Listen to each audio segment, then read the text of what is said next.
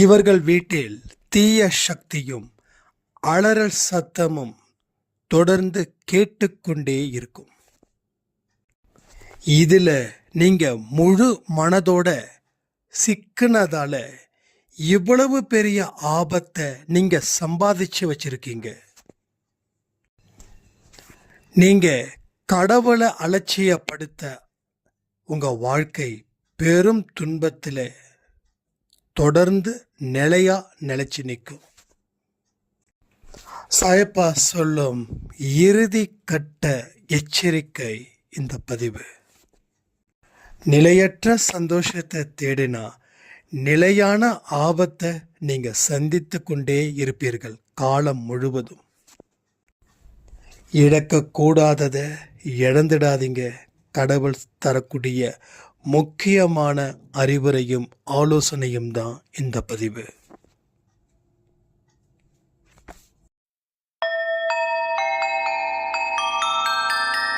ஓம் சாயிரா சாயிரா, ஓம் சாயிரா சாயிரா, ஓம் சாயிரா சாயிரா, அன்பே சாயிரா, பேரன்பே சாயிரா, அகிலம் தளிக்க ஆத்மா விழிக்க அனுதினம் சாயிரா, எங்கள் அன்பே சாயிரா.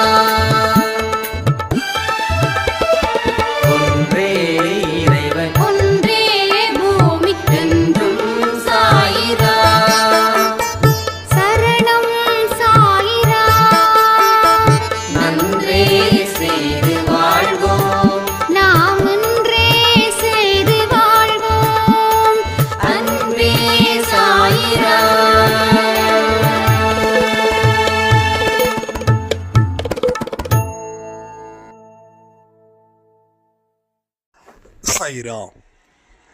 என் உயிரின் உயிரானவர்களே, நேற்று இரவு கொடுத்த பதிவும் இன்னைக்கு 12 மணிக்கு கொடுத்த பதிவும் என்னுடைய வாழ்க்கையில் ரொம்ப சிறப்பான ஒரு ஆரம்பமாக இருந்தது. என்னுடைய ஒட்டுமொத்த குழப்பங்களும் இந்த பதிவின் மூலமா சாயப்பா எனக்கு நல்ல வழியை காண்பிச்சிருக்கிறாரு. என் வாழ்க்கையில் நான் எல்லாமே இழந்தது போலவும் என்னால் எதையும் பெற முடியாது அப்படின்ற ஒரு நிலையிலையும் நான் இருந்தேன். எத்தனையோ பதிவுகள் கேட்கும்போது கூட இப்படிலாம் இருந்தால் நல்லா தானே இருக்கும் அப்படின்னு தான் தோணுச்சு.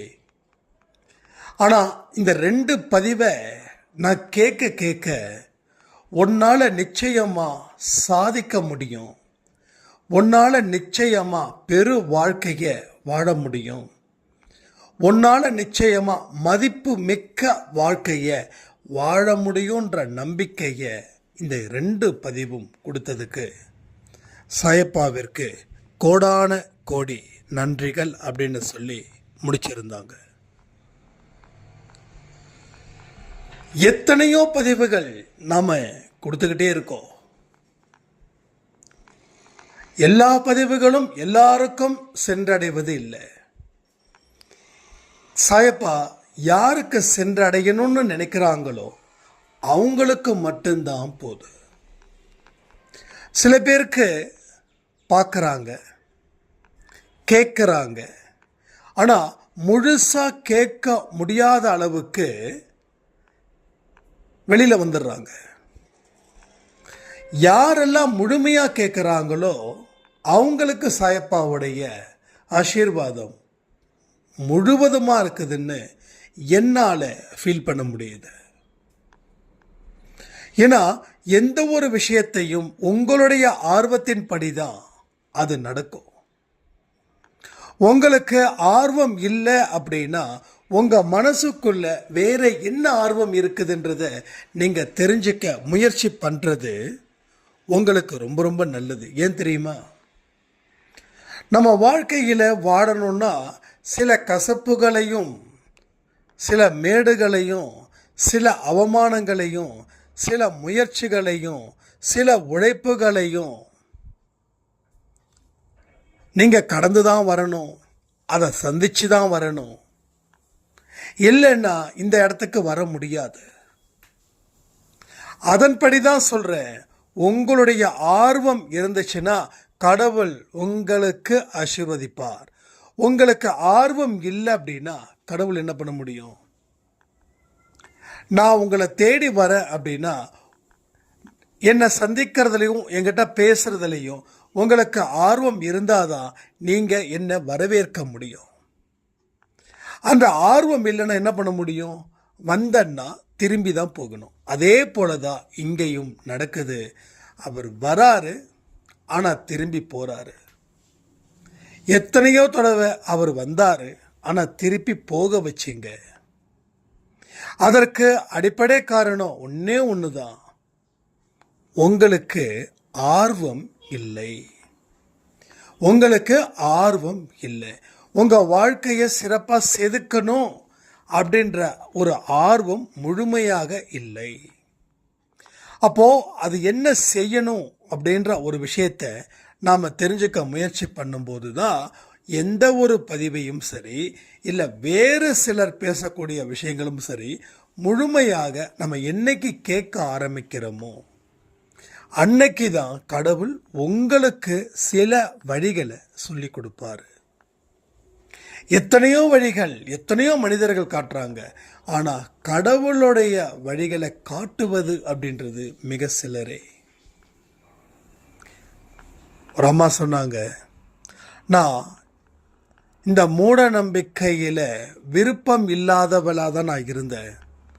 ஆனால் என்னுடைய குடும்பத்தில் இருக்கக்கூடிய வறுமையை பயன்படுத்தி என்ன சில கோயிலுக்கு போங்க, அங்கே இவரை சந்தேகிங்க, அவர் கேட்குற தொகையை நீங்கள் கொடுத்தீங்கன்னா உங்களுடைய ஒட்டுமொத்த பிரச்சனைகளையும் தீர்ப்பார் அப்படின்னு சொல்லி இதுவரைக்கும் 1,00,000க்கு மேலே நான் செலவு பண்ணிட்டேன் அப்படின்னாங்க. ஸோ எத்தனையோ வழிகள் உங்களுக்கு இருக்குது.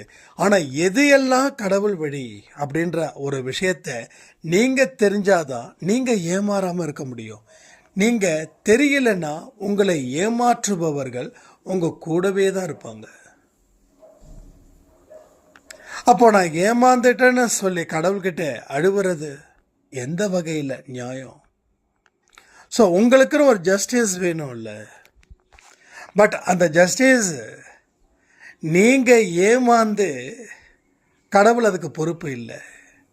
கடவுள் சொல்கிறாரு, நல்லா உழைச்சிடுங்க, நிறைய உதவி செய்யுங்க, தேவையில்லாத பழக்க வழக்கத்தில் ஈடுபடாதீங்க, உண்மையாக இருங்க, நேர்மையாக இருங்க. இதுதான் கடவுள் சொல்லக்கூடிய வரிகள். அதை விட்டுட்டு கடவுள் வேற ஒரு வழிகளை சொல்கிறாருன்னா அது எந்த வழியாக இருக்கும்னு நினைக்கிறீங்க? இந்த மாதிரி வழியா? காசை கொடுத்தா ஒருத்தவங்களோட கர்மாவை நான் அழிச்சிடுவேன்னு சொல்கிறவன் உங்களை ஏமாத்துபவனா இல்லை நல்லவனா? நீங்கள் சொல்லுங்கள். அப்போது அவனுக்கு அந்த சூட்சமம் தெரிஞ்சால் அவன் ஏன் அந்த சூட்சமத்தை பயன்படுத்தி பெரிய இடத்துல உயர்ந்து வாழக்கூடாது? எத்தனையோ பேர் பரிகாரம் பூஜை பண்ணுற, அதை பண்ணுற, இதை பண்ணுற அப்படின்றாங்களே. பட் அவங்களோட வாழ்க்கையில் அவங்க நாம் நினைக்கிறது போல், அதாவது ஒரு மிடில் கிளாஸ் பீப்புளை மீட் பண்ணுற அளவில் தானே அவங்க இருக்காங்க. அப்போது அவங்க அந்த பரிகாரத்தை பயன்படுத்தி இன்னும் ஒரு படி இல்லை 1000 படி மேலே போய் வாழ முடியாதா? ஏன் வாழ முடியல? ஒன்றும் இல்லை, ஒரு ரொம்ப சின்ன சைஸு அந்த ரூமு. எப்பயோ நான் போனது. அப்போது அவர் அந்த ஜாதக நோட்டை பார்த்து பக்கம் பக்கமாக சொல்கிறாரு. சொல்லிட்டு ஃபைனலாக ஒரு ஜாதகத்துக்கு 100 ரூபாய் வாங்கினார். இதெல்லாம் செய்யுங்க, அதெல்லாம் செய்யுங்க அப்படி எப்படின்னாரு. சரி ஓகேங்க அப்படின்னு. இப்போது அவருக்கு அந்த கட்டம் தெரியும்ல. அப்போ அவர் அந்த பரிகாரத்தை பண்ணி பெரிய ஜோதிடக்காரராக ஏன் மாற முடியல? அப்போது எல்லா விஷயங்களும் எந்த ஒரு மனுஷனாலையும் தீர்க்க முடியாது. அதுக்கு தீர்க்கணும் அப்படின்னா கடவுள் ஒருவரால் தான் முடியும். மனுஷனால் முடியாத விஷயத்த நாம் இவனால் முடியுதுன்னு நம்பி ஏமாந்து போகிறது நீங்களா இல்லை ஏமாத்துறது அவங்களா? நான் அவங்கள குறை சொல்ல மாட்டேன். ஆனால் ஏமாந்து போவது நீங்கள் மட்டும்தான். அப்போ கடவுளுடைய வழிகள் கொஞ்சம் கடினமாக தான் இருக்கும். ரொம்ப நேரம் ஜேர்னி பண்ணாலும் ரீச் ஆக முடியாது. அதுக்காக நம்ம ஜேர்னி பண்ணலன்னு அர்த்தம் இல்லை. நம்ம ஜேர்னியில் தான் இருக்கோம். அதாவது அரை மணி நேரத்தில் ஏறி இறங்கக்கூடிய இடமும் இருக்குது, 10 நாளாக போகக்கூடிய பயணமும் இருக்குது. சரியா? சில பேருக்கு ½ அன் ஹவரில் அவங்களுடைய பயணம் முடிஞ்சிடுது. ஆனால் சில பேருக்கு 10 நாளுக்கு அப்புறம்தான் அவங்க பயணம் முடியுது. அப்போ கடவுளுடைய வழிகள் எப்படி அப்படின்னா, நீ ஜேர்னிலே இருக்கணும். ஆனால் ஒன்று, நீ ஜேர்னி பண்ணிட்டு இருக்கன்னு நம்பு. உன்னோட வாழ்க்கையை வாழ்ந்துக்கிட்டு இருக்க நம்பு. நீ எதிர்பார்த்த பலன் வரலையேன்னு சொல்லி உன்னோட ஜேர்னியை ஸ்டாப் பண்ணிடாத. நீ கிளம்பிட்ட, புறப்பட்டுட்ட. நீ புறப்பட தான் சாய்ப்பா கண்ணுக்கு முன்னாடி வருவார். அவர் எத்தனை அடியில் வருவார்னு தெரியாது. ஆனால் ஒன்று, உன் பயணம் முடியறதுக்குள்ள வந்துடுவார். உன்னோட பயணத்தை நீ நிறுத்தாத. உன்னோட பயணத்தை அவர் என்னைக்கு நிறுத்துறாரோ அது வரைக்கும் உன்னுடைய பயணம் தொடரட்டும். அது வரைக்கும் உன்னோட பயணத்தை நிறுத்தாத. நம்ம என்ன செய்கிறோம்? நிறைய பேர் என்ன செய்கிறோம்? பயணத்தை ஆரம்பிச்சிட்டோம், தடைப்படலாம். கோயிலுக்கெல்லாம் போனோம், சாமியெல்லாம் கும்பிட்டோம், பயணத்தை ஆரம்பிக்கிறோன்னு சொல்லி வாக்கு கேட்டோம், எல்லாமே செஞ்சோம். ஆனால் பயணத்தை நிறுத்த சொன்னது யார்? இப்போ இந்த அம்மா சொல்கிறாங்களே 1 லட்சத்துக்கு மேலே செலவு பண்ண. அப்போ அப்போ அதுக்கு முன்னாடி வேறு பயணத்தை தானே பயணம் பண்ணிட்டு இருந்தாங்க. அப்போ அந்த பயணத்தை கடவுள் வந்து சொன்னாரா, இதை பாருமா, நீ இந்த பாதையில் பயணம் செய்யாத, இந்த பாதையில் பயணம் செஞ்சால் நீ பயணம் செஞ்சுக்கிட்டு தான் இருக்கணும், அலைச்சல் தான். ஸோ ரிசல்ட் இல்லை. உங்கள் வீட்டுக்கு வேற ஒரு பெண்மணி வருவாங்க.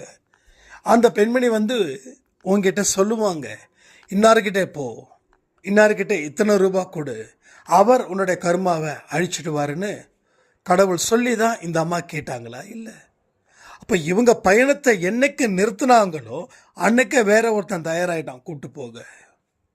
வாழ்க்கைன்றது பயணம், அதில் மாற்றுக்கிறதே இல்லை. நம்ம உயிர் என்னைக்கு நிற்குதோ அது வரைக்கும் பயணம் தொடர்ந்துக்கிட்டு தான் இருக்கும்.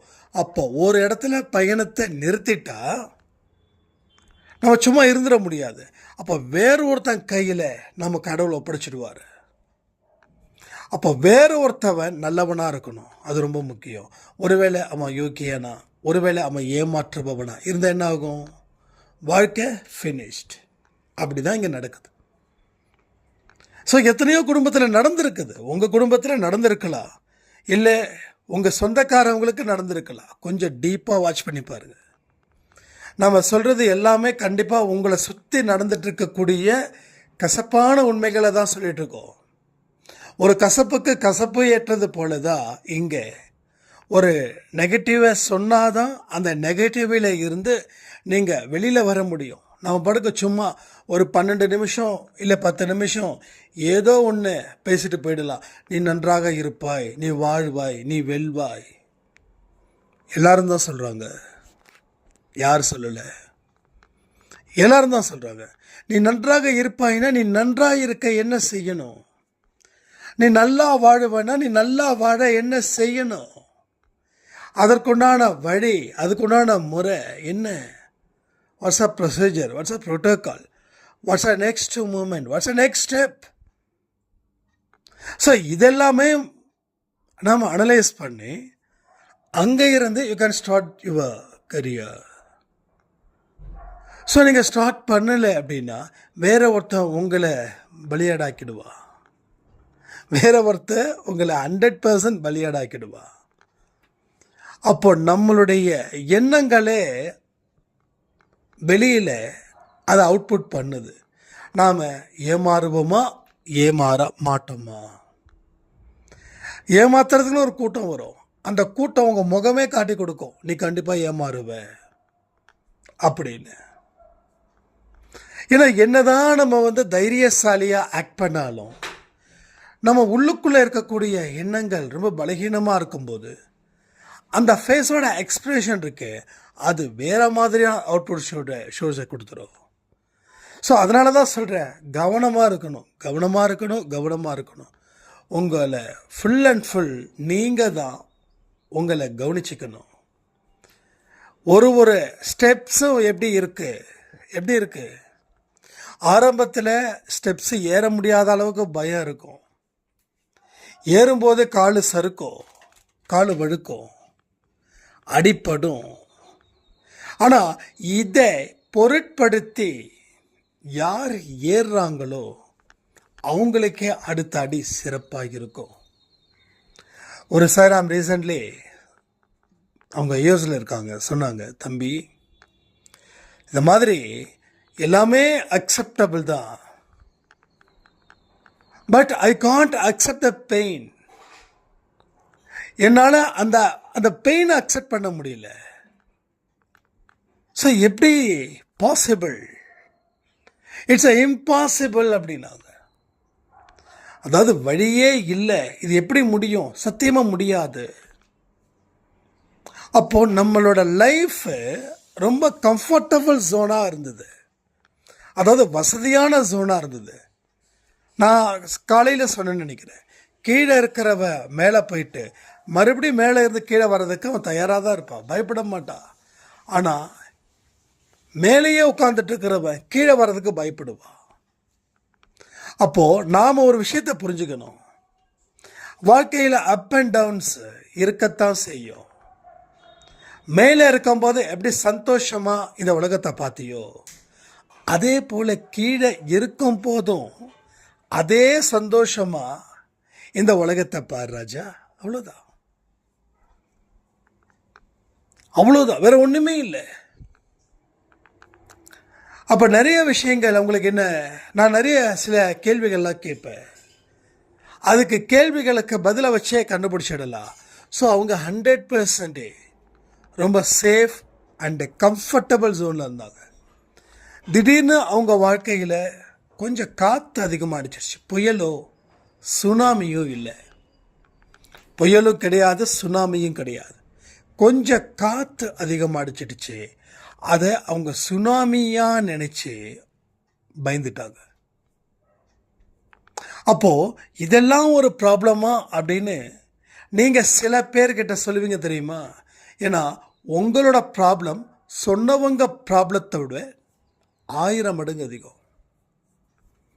பட் நீங்கள் சொல்லுவீங்க, எப்படி சொல்லுவீங்க, உங்களுக்கு அதை விட பிரச்சனைகள் இருந்து நீங்கள் அதில் இருந்து ஓவர் கம் பண்ணி இந்த லைஃப்பை கொஞ்சம் என்ஜாய் மைண்டுக்கு நீங்கள் வச்சுருக்கீங்க, ரைட்டா? அது போல தான் நான் சொன்னேன் உங்ககிட்ட, இதை விட பாதாளத்தில் தொங்கிக்கிட்டு இருக்கிறவங்கள கூட கடவுள் ஒரு கோட்டையில் உட்கார வச்சு அழகு பார்த்தாரு. உங்களுக்கு ஏற்பட்டது ஒரு சின்ன சர்க்கிள் மட்டும்தான், இதை நீங்கள் சரி பண்ணிடலாம் அப்படின்னு. அப்போது நினச்சேன் நாம் எவ்வளவு அடியும் வலியும் இருக்கிறதால மற்றவங்க பிரச்சனை பார்க்கும்போது அதை சரி பண்ண முடியுன்ற நம்பிக்கையை சொல்கிறதுக்கு நமக்கு தகுதி இருக்குது. கீழே இருந்து வந்தவன் நான், திரும்பவும் சொல்கிறேன், கீழே இருந்து வந்தவன், பாதாளத்தில் இருந்து வந்தவன், எத்தனையோ அவமானத்தையும் எத்தனையோ கரடு முரடான இடத்துல இருந்தும் அதெல்லாம் மீண்டு வந்தவன். அதனால தான் உங்களுக்கு ஏதாவது ஒரு ப்ராப்ளம் அப்படின்னா என்னால் அதற்கு தகுந்த பதிலை சொல்ல முடியுது. ஆனால் ஒன்று, நீங்கள் நம்பிக்கையோடு அதை ஏற்றுக்கொள்ளணும், இல்லைன்னா அது எனக்கே திரும்பி வந்துடும். நான் சொல்லக்கூடிய விஷயத்தை நீங்கள் முழுசாக ஏற்றுக்கிட்டாதான் அது உங்களுக்கு சொந்தமாகும், ஏற்றுக்கலைன்னா அது எனக்கே சொந்தமாகும். அப்போ எனக்கு பலம் பெருக்குது, உங்களுக்கு பலம் பெருகலை. அப்போ சொல்லக்கூடிய விஷயத்தை நீங்கள் அக்செப்ட் பண்ணிட்டீங்கன்னா உங்கள் பலம் கூடும், உங்கள் பலம் கூடுறதால என்னுடைய பலமும் கூடும். ஸோ நல்லது செய்கிறவனுக்கு எல்லா இடத்துலையுமே நல்ல வாழ்வு தான் கிடைக்கும். புரியுதா உங்களுக்கு? நல்லது செய்யணும், நல்லதை நினைக்கணும். நம்ம எவ்வளவோ தப்புகள் செஞ்சுருப்போம்.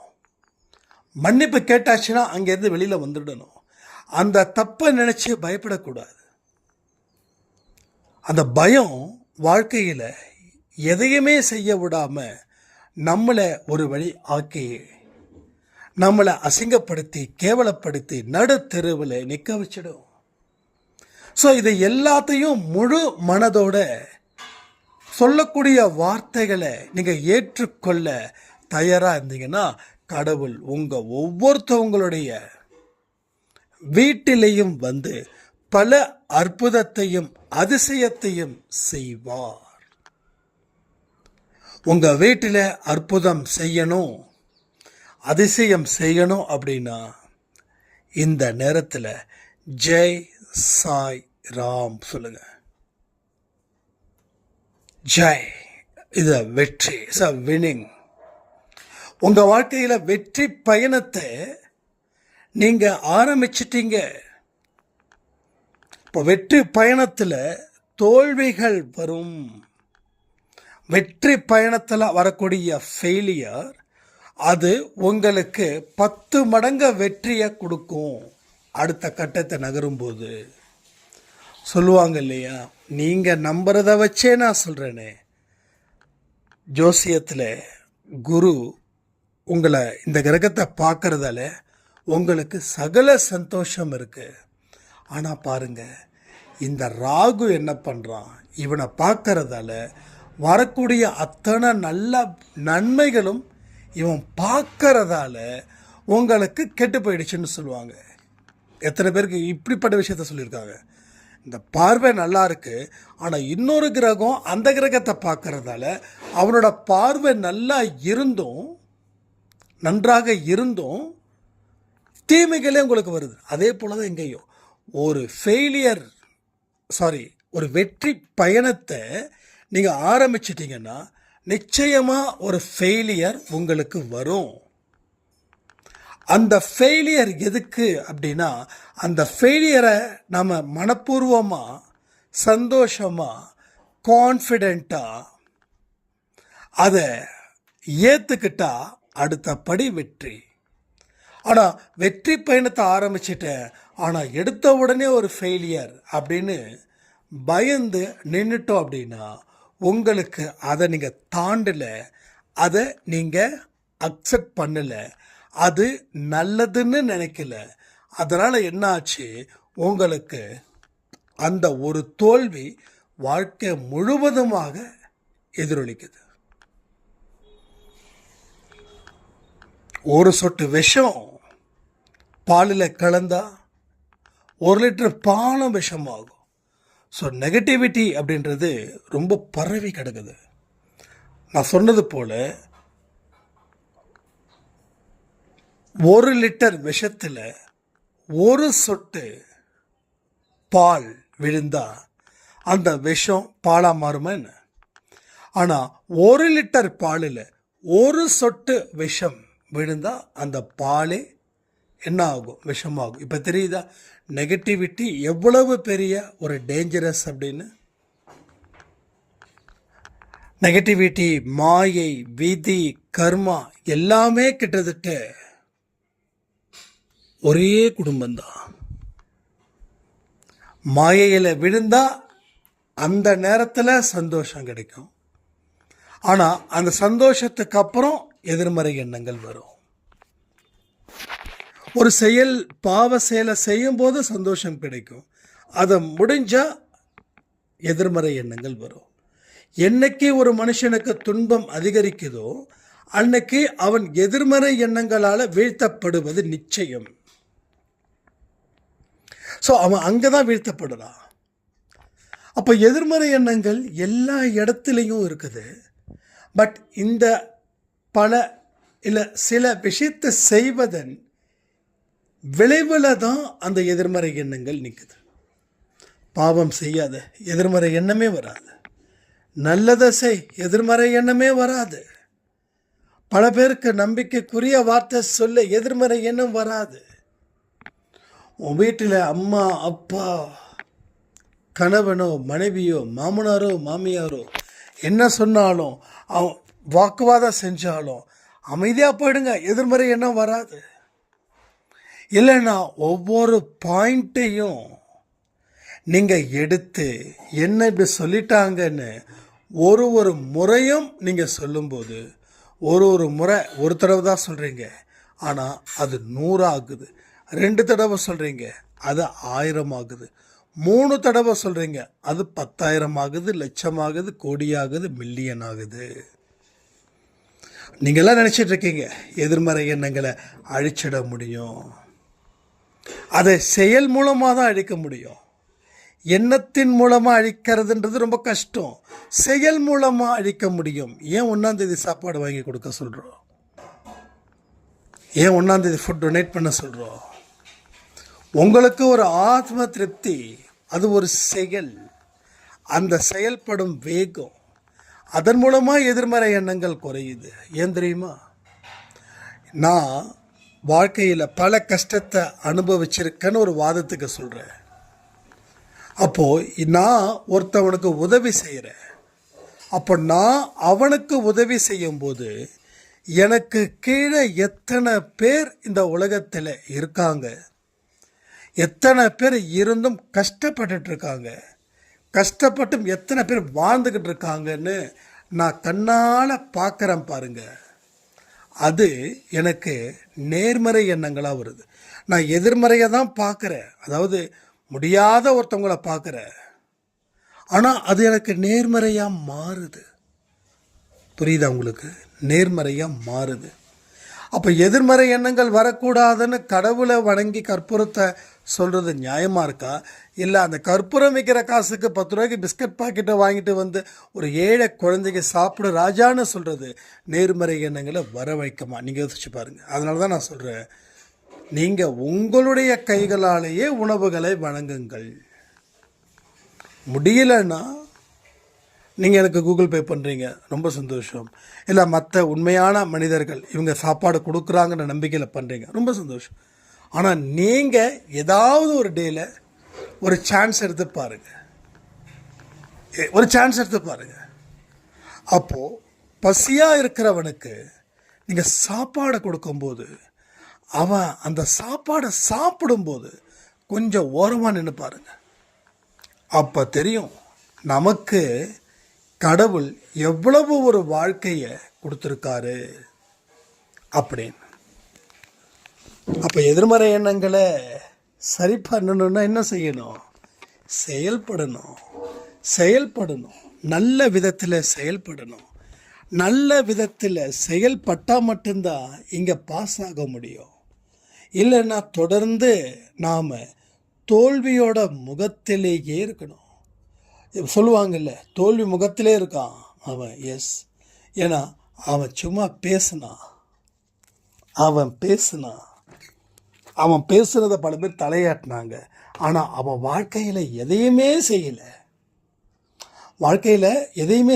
நிறைய பேர் பார்த்தீங்கன்னா வாய்ச்சொல் வீரர்களாக இருப்பாங்க. ஏதாவது ஒரு பொருளை வாங்கினா கூட, ஏன் இந்த பொருளை வாங்கிட்டீங்க, நீங்கள் ஏமாந்துட்டீங்க அப்படின்வாங்க. சரி, அவன் அந்த பொருளை வச்சுருக்கான்னு பார்த்தா அவன் அந்த பொருளை வச்சுருக்க மாட்டான்.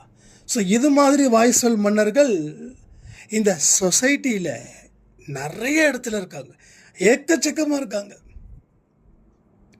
ஸோ நாம் அப்படி போயிடக்கூடாது. அன்பே சாய் குடும்பம் என்றைக்கும் யாரையும் விதண்டாவாதமோ வாக்குவாதத்துக்கோ அழைக்கக்கூடாது.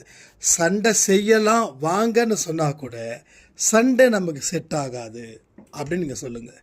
இல்லை தோல்வியா பயமா அப்படின்னா, ஆமாங்க தோல்வி தான், எனக்கு பயம்தான் அப்படின்னுங்க. ஸோ தப்பே கிடையாது. ஒருத்தன் உங்களை மதிக்கணும்னு நினச்சி உங்களுக்கு பிடிக்காத விஷயத்த நீங்கள் தயவு செய்து செய்யாதீங்க. ஏன்னா தயவு செய்து ஏன் செய்ய வேண்டாம்னு சொன்னேன்னா, நீங்கள் என்னை மதிக்கணும், அதனால் சுட சுட கேள்விகளை அவங்ககிட்ட கேட்கணும், கேட்டால் தான் என் மனசு மாறும் அப்படின்னு நீங்கள் கேட்கும்போது அது உங்களுக்கே பெரிய அளவில் சூழ்ச்சியாக வந்து முடிஞ்சிடும். எத்தனையோ பேர் யார் என்ன சொன்னாலும் சரி, ஒரு இடத்துல கூட நீங்கள் வாய் திறக்க வேண்டாம். ஜஸ்ட் ஒரு ஸ்மைல் மட்டும் பண்ணிடுங்க, அது போதும். ஏன்னா வெற்றி பெறுவதற்கு தான் நான் பேசிகிட்டு இருக்கேன். நான் தோல்வி அடையணும்னா சண்டைக்கு மல்லுக்கட்டை நில்லுங்கன்னு சொல்லியிருப்பேன். ஸோ இங்கே வெற்றி தேவை, ஒரு வின்னிங் தேவை. அப்போ என்ன பண்ணணும்? அமைதியான முறையில் போராடு. நீ போராடுறது பிறருக்கு தெரியாத வண்ணம் போராடு. நான் அதை செய்கிறேன் இதை செய்கிறேன்னு முன்கூட்டியே சொல்லாத. நீ முன்கூட்டியே சொல்லணும்னா கண்டிப்பாக அது உனக்கு திருப்பி திருப்பி திருப்பி ஒரு தோல்வியை தான் கொடுக்கும். அதனால் உன்னுடைய ரிசல்ட்டு உன்னை இந்த ஊர் உலகம் பார்க்கட்டும். அது வந்தால் கூட கடவுளுக்கு நன்றிகள் சொல்லு. கடவுள் நன்றிகள் சொல்லுவீங்களா? யாருமே ஒரு விஷயத்தை முடிவு பண்ணிக்கோங்க. இன்றைக்கி நம்ம எப்படி கடவுள்கிட்ட ரொம்ப நல்ல மனுஷனா அவருக்கு பிடிச்சது போல் நம்ம வாழ்க்கையை வாழ்ந்துக்கிட்டு இருக்கோமோ, அதே போல தான் நீங்கள் வாழ்க்கையில் எவ்வளவு உயரத்துக்கு போனாலும் சரி, இன்றைக்கி எந்த மனநிலையில் இருக்கீங்களோ அதே மனநிலையில் தான் நீங்கள் அப்பொழுதும் இருக்கணும். இப்போது இந்த பதிவில் சொல்லக்கூடிய விஷயத்தை